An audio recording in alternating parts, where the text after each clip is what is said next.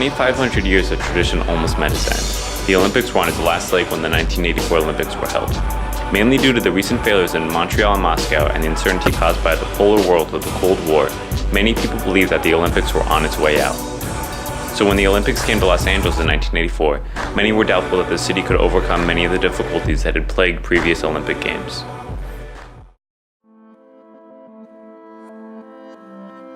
Not only did the Los Angeles Games succeed, but they also rewrote the way that the Olympics were held.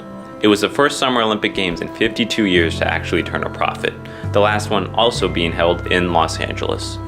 A lot of the success was due to the hard work of many dedicated individuals who were determined to return the Olympics back to its former glory.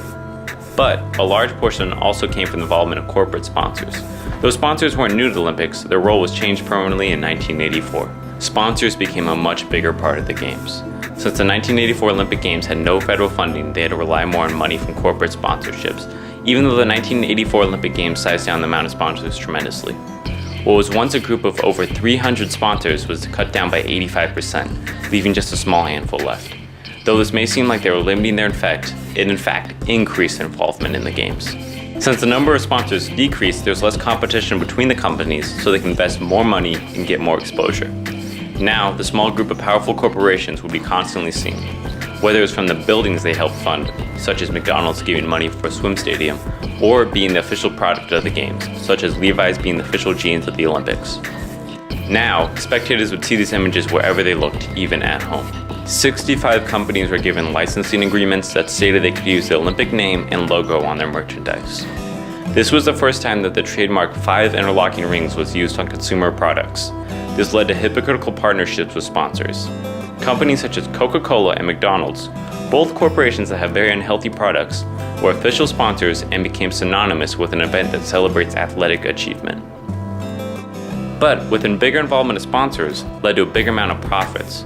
This helped the 1984 Olympic Games not only become one of the few profitable games, but the most profitable ever.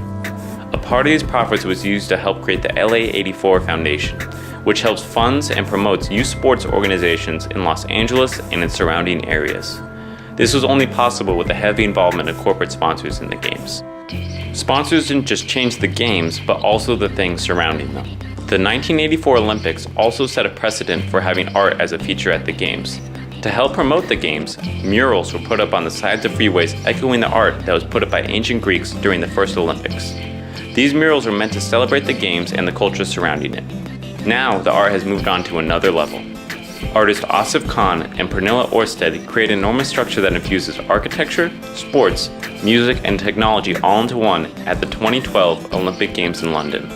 Their piece, the Coca-Cola Beatbox, was only possible with the help of their sponsor, Coca-Cola. Without the money they donated, the artists would have never been able to afford this impressive structure, but in exchange they had to give up some of their artistic freedoms. When people went to see their piece, they weren't seeing the artist's message, like the murals from the 1984 Olympics, but they were reminded of Coke and the world of consumerism. Corporate sponsorship was able to sustain the lifeblood of the Olympics, but at what cost? The Games started as a way to bring people together no matter their differences, not as a business looking for a profit. But without the help of sponsors, the Games probably would have never survived to today. Now the Games are one of the most watched events in television history. But has it lost its meaning?